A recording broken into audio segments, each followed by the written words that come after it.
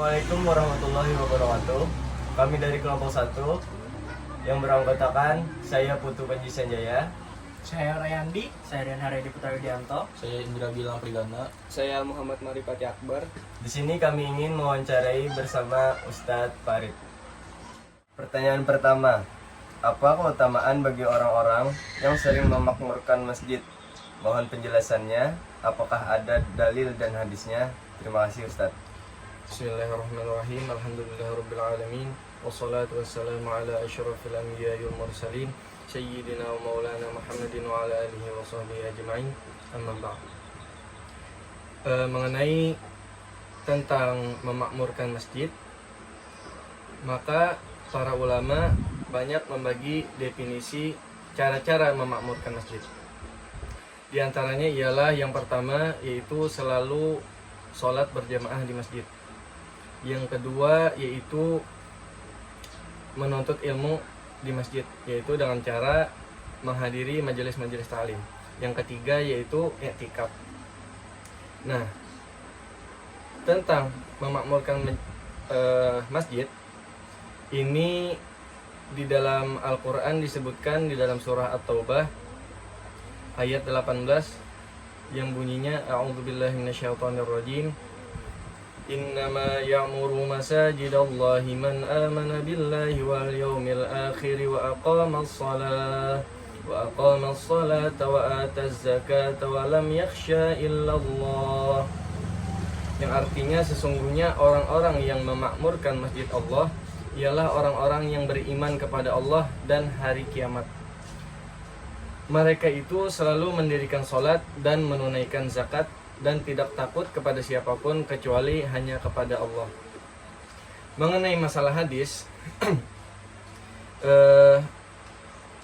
diriwayatkan oleh Abu Hurairah radhiyallahu an dari Nabi sallallahu alaihi wasallam, sab'atun yudhilluhumullahu fi dhillihi yauma la dhilla illa dhilluh, al-imamul adil wasyabbu nasha'a bi'ibadatillah wa rajulun qalbuhu mu'allaqun fil masajid. Yaitu dari Abu Hurairah radhiyallahu an, Nabi sallallahu alaihi wasallam bersabda bahwa 7 golongan yang dinaungi oleh Allah Subhanahu wa taala, di dalam naungannya pada saat tidak ada naungan selain naungan dari naungan Allah. Yang pertama yaitu imam yang adil, yaitu pemimpin yang adil. Yang kedua, seorang pemuda yang tumbuh dewasa dalam beribadah kepada Allah Subhanahu wa taala. Yang ketiga ialah seorang yang hatinya selalu terikat dengan masjid. Artinya terikat yaitu dia selalu merindukan masjid, selalu tenang di dalam masjid. Nah, begitu saja. Jadi yang termasuk 3 tadi, orang yang selalu sholat berjamaah di masjid, orang yang i'tikaf di dalam masjid, orang yang memakmurkan masjid dengan cara menuntut ilmu, menghadiri pengajian, itu insya Allah termasuk dalam 7 golongan yang dinaungi Allah pada hari kiamat. Sekian. Untuk pertanyaan yang keduanya, Ustadz, jika Islam adalah agama yang sempurna, mengapa kebanyakan masyarakat di dunia tidak menerimanya? Mohon penjelasannya, Ustadz. Tentang agama Islam ialah agama yang sempurna, itu sudah terbukti oleh data mulai zaman Rasulullah sampai zaman sekarang. Namun para orang-orang yang di luar dari agama Islam secara umumnya banyak tidak menerima Islam. Ada beberapa penyebab jadi banyak orang yang tidak menerima Islam. Padahal di dalam surah Al-Baqarah ayat 256, A'udzubillahi minasyaitonirrajim, la ikraha fid din, qad tabayyana ar-rusydu minal ghayy. Yang artinya tidak ada paksaan untuk memasuki agama Islam atau membenarkan agama Islam. Sesungguhnya telah jelas jalan yang benar daripada jalan yang sesat. Jadi agama Islam itu sudah jelas kebenarannya. Namun kenapa banyak orang-orang yang di luar daripada Islam tidak bisa menerima Islam? Di antaranya yang pertama yaitu orang melihat Muslim tapi tidak melihat Islam. Secara garis besar, Muslim itu pasti ada memiliki kesalahan, kekurangan. Jika yang dilihat hanya orang Muslim namun tidak dengan ajarannya, maka ia pasti tidak bisa menerima Islam. Karena orang Muslim itu belum tentu mengamalkan yang diajarkan oleh agama Islam. Seperti juga di dalam surah Ali Imran, Allah Subhanahu wa taala berfirman, "Innad dina 'indallahil Islam." Yang artinya agama yang hanya diridhoi Allah itu ialah agama Islam. Nah, tapi banyak faktor tadi menyebabkan orang-orang lain, orang-orang di luar agama Islam tidak menerima Islam. Di sisi lain faktornya ialah ada kepentingan tersendiri. Sebagaimana kita dapat kisahkan pada saat zaman Rasulullah SAW, padahal banyak orang-orang Yahudi, orang-orang Quraisy itu memang meyakini kebenaran Islam. Namun mereka tidak memasuki Islam dikarenakan mereka takut harga diri mereka turun. Yang asalnya mereka itu seorang pimpinan daripada kabilah-kabilah Yahudi dan Quraisy serta agama-agama yang lain. Kalau mereka masuk Islam, maka mereka itu pasti turun karena mereka mengikuti pimpinan yaitu Rasulullah SAW. Nah, itu diantaranya. Kalau zaman sekarang mungkin ada juga yang seperti itu. Mungkin ada orang yang sudah meyakini agama Islam, namun mereka tidak memasuki Islam karena ada kepentingan. Misalnya ada seorang atasan baik dalam organisasi ataupun dalam pekerjaan yang mereka itu tidak beragama Islam, yaitu di luar dari Islam. Nah, seseorang yang di bawahnya tadi ragu untuk masuk Islam karena yang di atasnya itu orang yang bukan Islam. Nah, itu demikian jawaban dari saya tentang itu. Pertanyaan selanjutnya, bagaimana tanggapan Ustadz ketika Allah memberikan rezeki kepada setiap makhluknya, mengapa di luar sana masih ada saudara-saudara kita yang kelaparan bahkan sampai sakit karena tidak mempunyai uang untuk membeli makanan? Ya. Yang kita ketahui di dalam Asmaul Husna, Allah bersifat Ar-Razzaq, yaitu Maha Pemberi rezeki. Dan juga di dalam Al-Quran surah Hud ayat 6 yang bunyinya A'udzubillahi minasyaitonirrajim, wa ma min dabbatin fil ardi illa 'alallahi rizquha, yang artinya dan tidak satupun makhluk yang ada di bumi ini kecuali semuanya sudah dijamin rezekinya oleh Allah Subhanahu wa taala.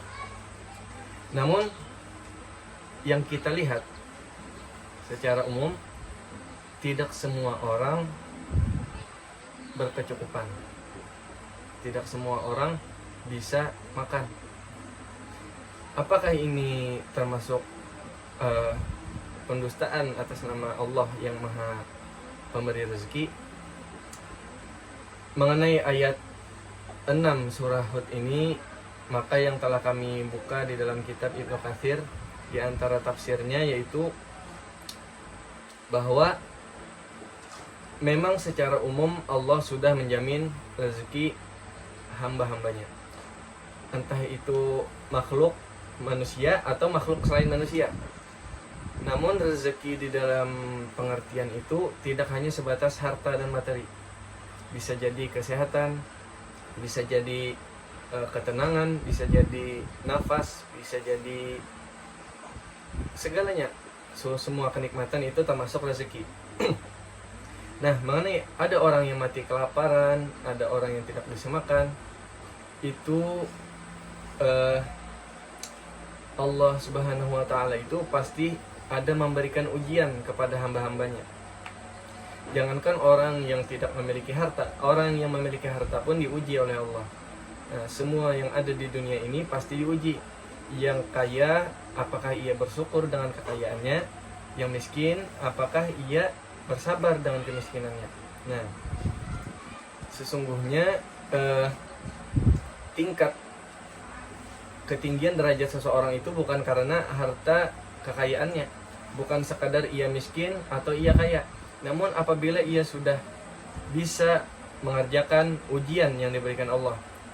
Nah, itu kalau masalah tidak bisa makan tadi. Jadi itu termasuk ujian daripada Allah. Ujian yaitu apakah ia bisa bersabar dalam keadaan demikian. Nah, yang si kaya seharusnya bisa berbagi kepada yang si miskin. Orang yang memiliki harta berlebihan seharusnya sangat dianjurkan di dalam Islam berbagi kepada saudaranya yang hampir tidak bisa makan atau bahkan sampai sakit karena tidak bisa makan. Nah, begitu jawaban. Jadi untuk pertanyaan selanjutnya Ustadz, menurut Ustadz bagaimana pandangan Islam terhadap pergaulan bebas? Serta bagaimana pergaulan yang benar itu menurut Islam? Ya, mengenai pergaulan bebas, kita definisikan, yang kami ketahui definisinya ialah pergaulan yang tidak memiliki batasan, pergaulan yang melenceng daripada ajaran-ajaran agama Islam. Di antara akibat-akibat dari pergaulan bebas ialah perbuatan zina. Yang kita ketahui semua di dalam Al-Quran surah Al-Isra ayat 32 yang berbunyi, A'udzubillahi minasyaitonirrajim, wala taqrabuz zina innahu kana fahisyatan wa sa'a sabila. Yang artinya janganlah kamu mendekati zina, sesungguhnya zina adalah sesuatu perbuatan keji dan suatu jalan yang buruk. Jadi pergaulan bebas ini sangat melenceng daripada ajaran agama Islam yang menyebabkan sampai berbuat zina, sampai perilaku-perilaku yang lain. Bagaimana cara kita menghindari supaya kita tidak terjerumus ke dalam pergaulan bebas? Di antaranya ialah kita mencari lingkungan, mencari pertemanan yang mana di situ pertemanan yang sehat, pertemanan yang positif. Yang kedua, mengenai masalah zina tadi, di antara penyebabnya kita harus bisa membatasi diri bergaul dengan lawan jenis, yaitu membatasi sebagaimana kata para ulama, di antaranya ghaddul basar, menjaga pandangan terhadap lawan jenis. Menjaga pandangan bukan berarti kita tidak melihat, bukan berarti kita tidak boleh memandang lawan jenis. Namun apabila pandangan kita itu menimbulkan syahwat, maka harus kita alihkan syahwat kita itu. Jangan sampai kita memandang seseorang, memandang lawan jenis dengan bersyahwat, maka itu akan menjerumuskan kepada perbuatan yang lebih jahat. Nah, itu. Ini Ustaz, kadang kan ramai tentang gerakan cadri atau menikah tapi tidak ingin memiliki keturunan. Bagaimana tanggapan Ustaz tentang itu? Mengenai masalah menikah namun tidak ingin memiliki keturunan, sebenarnya di dalam agama Islam tidak memaksakan seseorang yang menikah untuk memiliki anak, karena tidak semua orang yang menikah itu diberi rezeki berupa anak. Namun mengenai tujuan pernikahan yang disabdakan oleh Nabi dan yang dikatakan oleh para ulama, diantaranya ialah mencegah diri dari berbuat zina, yaitu yang kedua memperbanyak keturunan. Jika seseorang menikah namun tidak ingin memiliki keturunan, maka itu sudah keluar dari tujuan-tujuan menikah.